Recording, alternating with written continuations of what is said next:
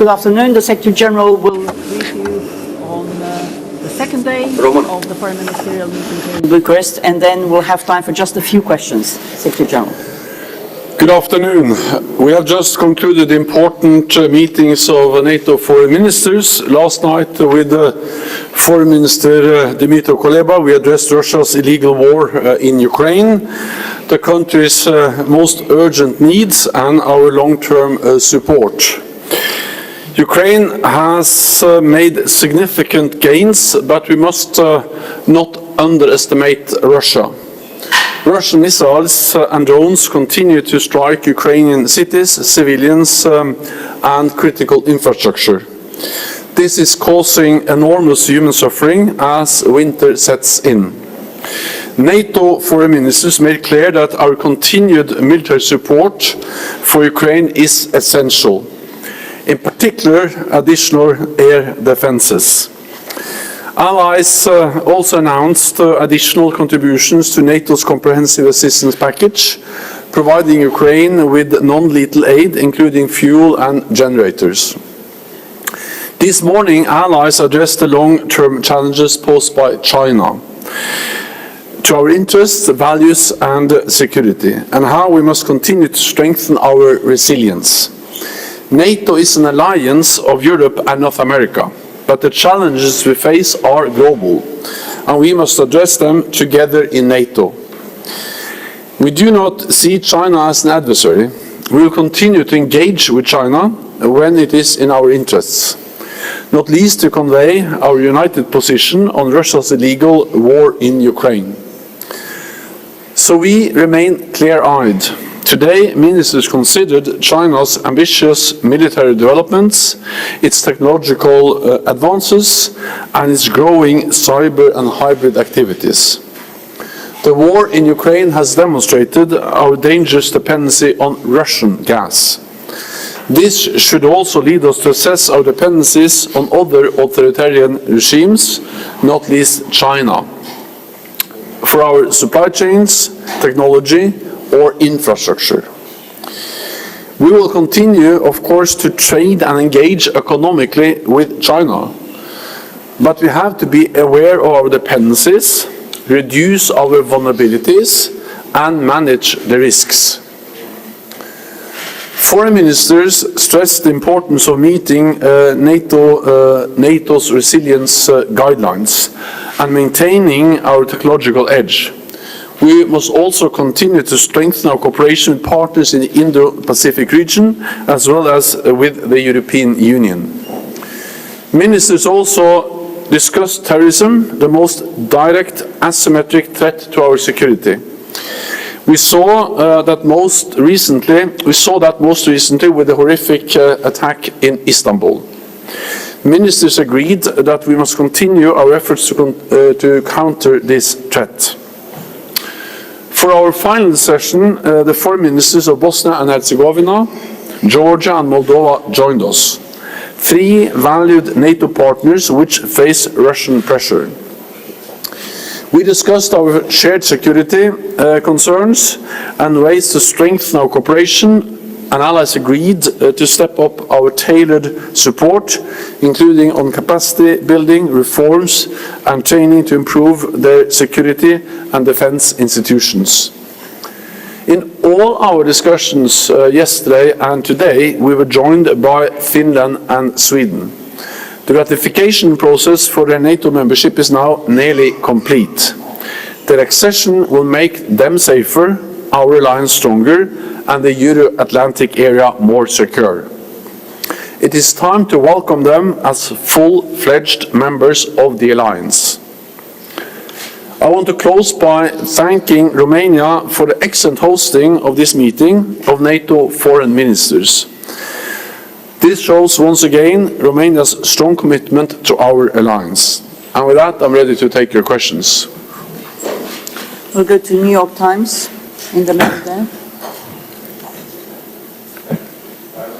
Liegert, New York Times, Mr. Stoltenberg, you and other Western leaders keep saying that Ukraine is fighting for our values, it's defending our democracies, it's defending our borders.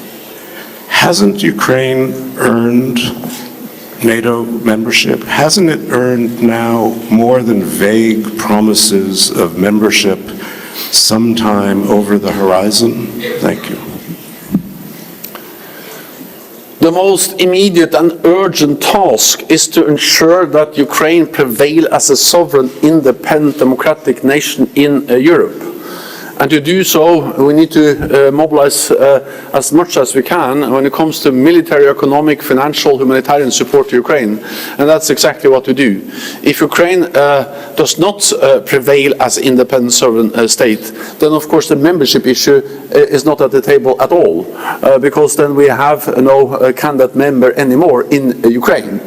So whatever you think about when Ukraine can become a member, a precondition for that issue to be at the table at all is that Ukraine prevails, and we are helping Ukraine to do so as we speak. Allies made it clear throughout the meeting that they are ready to sustain the support with advanced military equipment, with ammunition, with fuel, with all the other stuff that the Ukrainians need to defend themselves, and that's the urgent, that's the immediate, most important task for allies. Then we also have to understand that there is a lot between nothing and full membership, meaning that we need to develop closer and closer partnership, both political partnership but also practical partnership with Ukraine. This will strengthen their institutions. It will help them to move from Soviet-era equipment standards to modern NATO standards, equipment doctrines. This is good for Ukraine. It's good for us. It will increase interoperability, but it will also help Ukraine move closer to membership.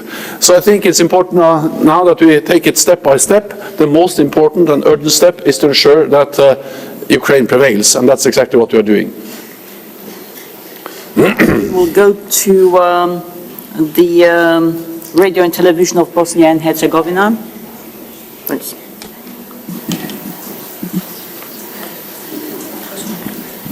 Thank you. Thank you, Secretary General. Mladen Gino, Television of Bosnia and Herzegovina. NATO support of territorial integrity and sovereignty of Bosnia and Herzegovina is undisputable. However, as you said, the country is under Russian pressure. Can you tell me what did you mean by that term, Russian pressure? And it is known that there are in country political forces who are pro-Russian oriented and are against membership of NATO of Bosnia and Herzegovina. How to reduce that Russian pressure? Thank you. Well, first of all, Bosnia and Herzegovina is important for stability in the whole of the Western Balkan regions, and it's also important for NATO. NATO has a history in Bosnia and Herzegovina. We helped to end a brutal ethnic war there in the 1990s, and NATO is still present in Bosnia and Herzegovina. We have the headquarters in Sarajevo, and we work with Bosnia and Herzegovina. I just met with the foreign minister, and I think to be able to resist attempts of Russian interference and influence in Bosnia and Herzegovina, one of the most important things that should be done is to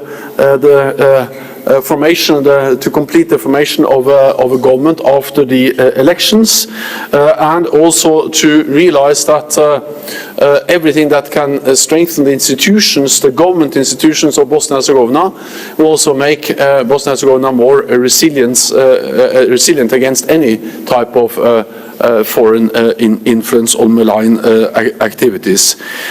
NATO is committed to further support Bosnia and Herzegovina, including through our defense capacity building program and the NATO HQ or headquarters in Sarajevo, and to help build strong defense and security institutions, including by helping to implement democratic reforms. Okay, we'll go to Imedi TV, Georgia. Lady at the back. Yeah. After Bosnia Herzegovina, Georgia, we are in the same group, aspirant countries. Mr. Secretary General, how the commitments made again in Bucharest and new decisions help Georgia on the road to future membership, as this is the main goal of Georgian people and Georgian government. And also, can you tell us more about the meeting with the Georgian Foreign Affairs Minister and the challenges ahead of us because of the war in Ukraine and ongoing occupation of Georgia by Russia? Thank you so much. The Foreign Minister of Georgia was very much welcomed by NATO allies, together with the Foreign Minister of Moldova and Bosnia and Herzegovina in our last session, where we expressed our solidarity with all three partners. I think if there's one lesson learned from Ukraine, is that we need to support them now. The more support we are able to provide to these countries, being different, but under Russian pressure, influence in different ways, it is much better to support them now than when we have seen developments going in the absolutely wrong direction, as we saw with the invasion of Ukraine earlier this year. So that's one of the reasons why, for instance, in Georgia, we have the Training and Evaluation Center with dozens of NATO trainers. Allies made new commitments, announcements for further support, because we need to build a long-standing partnership with Georgia, and we use the office, we use the training center to do exactly that. All allies also expressed their strong support for Georgia's sovereignty and territorial integrity.